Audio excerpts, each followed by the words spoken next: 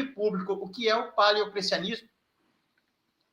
Olha, esse material que você teve acesso, que é o resultado da tese, né, que é um livro publicado, ele tem 2 momentos de produção diferentes. Aí acho que não sei se isso ajuda a responder a questão. Porque é o seguinte, eu entrei no doutorado em 2012 e eu tinha até março de 2017, até março de 16 para defender. Só que no início do ano de 2015, um amigo, quando eu falo André, eu estou me referindo ao André Cheftarese, né, que eu já mencionei, então é um grande amigo também ainda hoje. A gente, até então, ele era amigo do André, e depois acabou se tornando meu amigo também, o Antônio Brancaleon, que, enfim, um conhecidíssimo egiptólogo no Brasil, era o curador da coleção de egiptologia do Museu Nacional, enfim, um intelectual com inserção internacional e tudo. Ele acabou falecendo ano passado, mas um grande amigo. E o Antônio, então, falou para o André, vai ter possibilidade de uma bolsa de pós-doutorado aqui, e aí eu queria trocar uma ideia contigo. Aí o André me falou, eu falei, olha, arqueologia é um campo que eu sempre estudei, mas nunca formalmente nesse campo, mas eu me interesso. Então, a minha tese, que era para defender em março de 16, eu tive que antecipar a escrita dela. Então, eu escrevo a minha tese, grosso modo falando, fevereiro, março e abril de 2015, que eu fico 3 meses trabalhando nela, 10 horas por dia, até que eu consigo deixá-la nesse formato e defendo em maio de 2015. Porque em junho de 2015 eu começo o pós-doutorado no Museu Nacional, em Arqueologia, e lá fiquei por 1 ano e meio até o governo Temer cortar as bolsas. E foi uma pena, porque meu projeto lá era organizar uma exposição pública do material paleocristão na Reserva Técnica do Museu Nacional. Então... Interrompeu? Você não conseguiu chegar nesse ponto? Não, porque o pós-doutorado ele tem duração de 1 ano.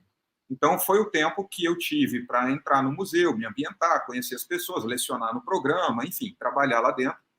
E eu estava já estudando a reserva técnica, as peças que tinham relacionadas aos paleocristianismos, né? Então, investigando, fazendo levantamento. E aí, então, quando eu termino o primeiro ano, que eu peço a renovação da bolsa, ela é concedida, é um parecer que eu guardo até hoje, porque foi um parecer muito legal que fizeram do meu pedido lá de renovação, e eu ganho mais 1 ano de bolsa para fazer essa exposição. E aí, no meio do percurso, quando o governo Temer se inicia, a verba é cortada, o orçamento é todo preso. É nesse governo que há a votação daqueles 20 anos sem investimento, né, na educação, na saúde, tudo. Então, ali acaba o projeto. Então, o projeto nunca chegou a ser finalizado. Então, eu tenho as peças fotografadas e tudo, tenho esse material, e é uma pena, porque tinha peças ali muito interessantes para serem trabalhadas, lamparinas do século I, a gente tinha alguns sinetes também, com imagens muito, muito, muito raras dentro dessa cultura mediterrânea e próximo oriental, mas acabou que não aconteceu. Então, assim, por que eu uso o termo paleocristianismo, mas sempre uso no plural? Primeiro, porque a experiência religiosa é plural, toda experiência religiosa é plural. Então, eu não posso dizer se a pessoa da Assembleia de Deus, da Igreja Universal ou da Católica, um é mais cristão que o outro. Os 3 são cristãos. Porque a experiência religiosa é plural. Então, esse é o motivo pelo qual eu uso sempre o plural. E o termo paleocristianismo, por que paleo? Paleo, talvez o público não especialista na área conheça por paleontologia, que é a disciplina que se ocupa dessas origens, e é a disciplina que mais está relacionada com aquele imaginário dos dinossauros, das ossadas e tal, e às vezes as pessoas confundem isso com arqueologia, né? A paleontologia é uma outra disciplina e tal. Então, o prefixo paleo, que quer dizer antigo, mas esse antigo ele está ligado às suas origens. Então, paleocristianismos, por quê? Porque o fenômeno histórico que a gente chama de cristianismo, ele é um fenômeno histórico que começa a ganhar contornos ali meados do segundo século, mas ele vai se institucionalizar como uma autoproclamada ortodoxia no quarto século. Ali a gente pode falar, olha, o cristianismo está posto, está colocado. Mas o século I e o século II, sobretudo, aqui esse fenômeno que o Ocidente inteiro estuda, vive, configura a vida das pessoas, aquilo não é nem cristianismo e nem judaísmo, e nem outro qualquer tipo de religião. É algo como uma fronteira borrada. Então, você imagina que você tem umas fronteiras, umas linhas de mapas, e você, ao invés de ter aquelas linhas, igual você pega o mapa da África, que é aquelas linhas todas retas, Mato Grosso, no Brasil, tem isso também. Esse município que eu vivo, ele é quase um triângulo desenhado em cima do mapa. Isso é projeção cartográfica, isso é ideia. Você nunca vai ver essa linha na realidade. Por quê? Porque as fronteiras são zonas borradas. Elas nunca são bem definidas, né? Então, você pega Istambul, você pisa no lado da cidade, você está na Ásia. Você pisa do outro lado, você está no Ocidente. Então, cadê o Ocidente e o Oriente ali? São ideias, são projeções de ideias sobre aquilo. Então, a fronteira das experiências, dos fenômenos históricos, elas nunca são muito definidas, elas são bem borradas. Então, a gente não tem como. Qualquer um que diga, olha, o cristianismo do século I, o judaísmo do século está meio perdido. Porque ali eu não posso chamar Paulo como um cristão. Paulo nasceu judeu, viveu judeu e morreu judeu. Nunca soube o que era ser cristão ou um cristianismo. Nunca passou pela cabeça dele. É uma figura histórica que viveu ali nos anos 40, 50 do século I. Essa pessoa não teve dimensão do que o movimento se tornou. Então, paleocristianismo nesse sentido, porque ele não é cristianismo, ele não é um tipo de judaísmo, muito embora em alguns momentos ele seja identificado assim, ele é algo que dará origem ao que a gente chama hoje, ou a partir do quarto século, de cristianismo, de cristandade, algo nesse sentido. Por isso, olha paleo. Só. Quando se conversa com um cristão aí, conservador, né? Fundamentalista, ele embora, principalmente os protestantes, eles nem sabem e nem tratam da influência que Agostinho de Hipona teve ali no século IV, e foi ali, e colocam quase que como divisória, sem considerar esses borrões aí, a história como um processo.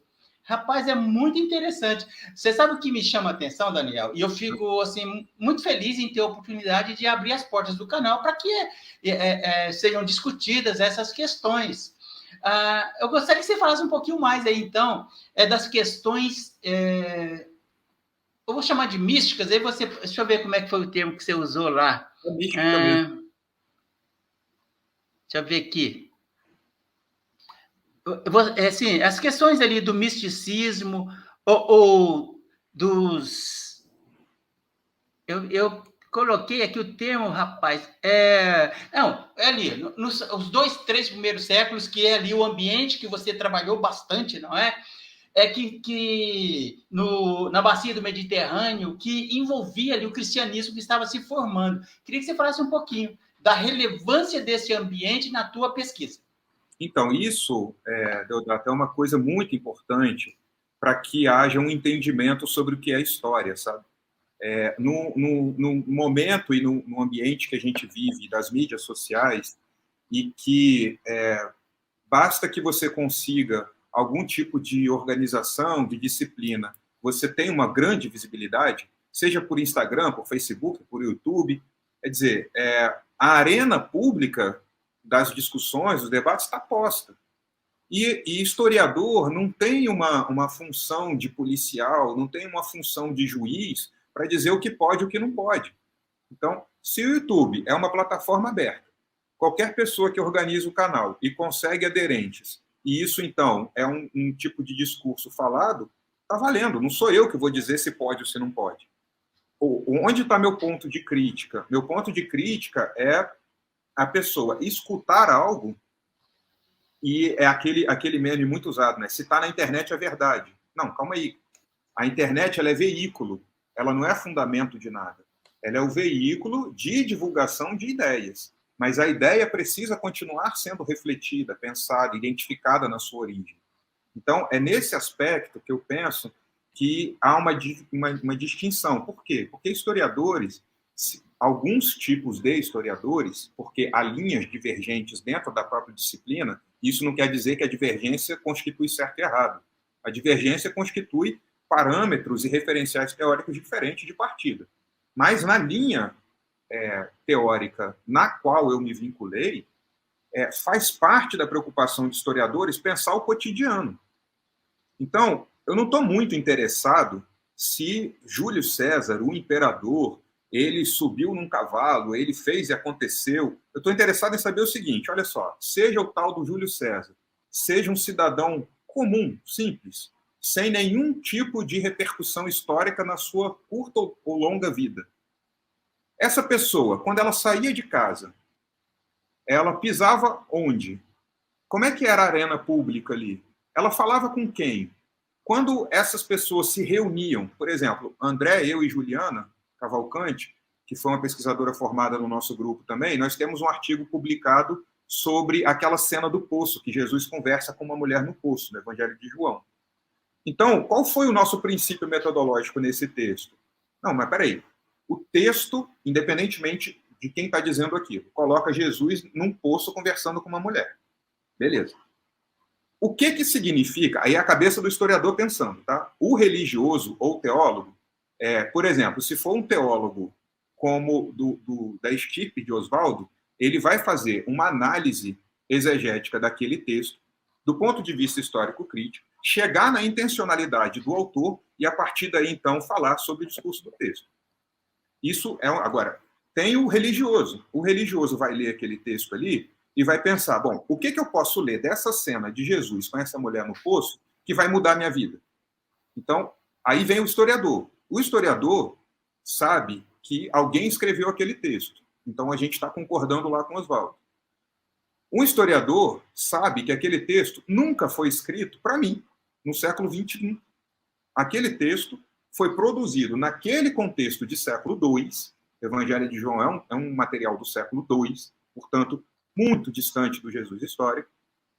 E aquele texto foi produzido com uma intencionalidade. Ok, todo mundo está de acordo nisso. Agora, por que o autor do Evangelho de João pega Jesus e coloca ele num poço com uma mulher?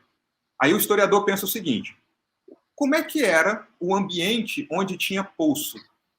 Nesse território, no século I, no século II, então a gente faz um levantamento da cultura material, onde cenas de poço são frequentes, e a gente vê, do ponto de vista social, qual a dinâmica que acontece ali. Então, me lembra muito um livro de uma professora, foi minha professora também, uma amiga hoje, colega do programa de pós, a Marta Mega, de Andrade, professora do Instituto de História da UFRJ, tem um livro dela cujo título é A Vida Comum. E aí ela estuda isso na Grécia Antiga. Então ela está pensando ali a vida comum. Então o historiador vai pensar isso. Olha só, como é que eu reconstruo o cenário onde essas pessoas viveram, conversaram, andaram? Então a minha preocupação não é tanto se Paulo é o pai da igreja, se Paulo inventou isso, se Paulo aquilo. Eu quero saber o seguinte, esse cara, quando ele lança a mão de determinados termos, de determinada retórica, de construção textual, tal qual ele faz, ele está fazendo isso por quê? Qual é o mundo que ele vive? O que ele escuta quando ele anda pela rua que faz com que ele escreva o que ele escreve? O que ele vê? Você pega lá o texto de Gálatas, Gálatas 3, que ele fala do Jesus Cristo retratado como crucificado.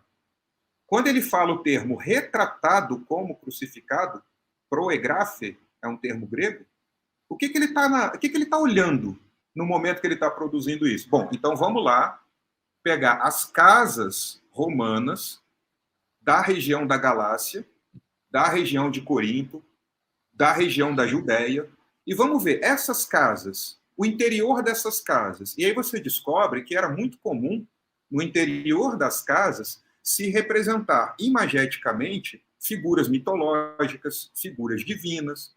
Então, quando ele faz a referência, e se você faz uma busca pelo termo proegrafe na literatura antiga grega, você vai ver que este termo ele está se referindo a representações imagéticas de cena de interior de casas. Entende? Então, eu estou dando alguns exemplos, eu sei que eu estou me estendendo assim nessa fala aqui, nesse monólogo, mas é um pouco nesse rumo. Então, O capítulo 2, que é da tese que virou esse livro, né, ele se preocupa nisso. Então, que Mediterrâneo é esse, entre o século I e III? O que acontece? Como que é esse ambiente, tanto do ponto de vista da reconstrução do cotidiano, quanto do ponto de vista desse pensamento mágico?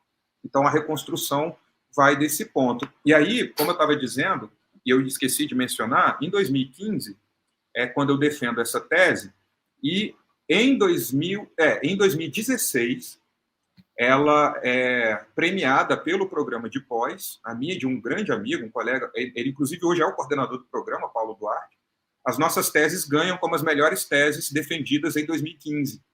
E aí há uma verba da própria UFRJ que publica essas teses. Então, o meu livro, ele é um especialista em igreja medieval e o meu trabalho em antiguidade. Então, ele é publicado em 2017, que ele vai ganhar a forma de livro. Daí eu escrevo aquela parte inicial, 15, 20 páginas, explicando algo para o público que leria uma tese para familiarizar um pouco mais com os termos. Ali eu falo de paleocristianismo, falo um pouco dessa datação de Paulo, de Atos, falo um pouco da mística. Então, vai nessa reconstrução dentro dessa linha aí de ação.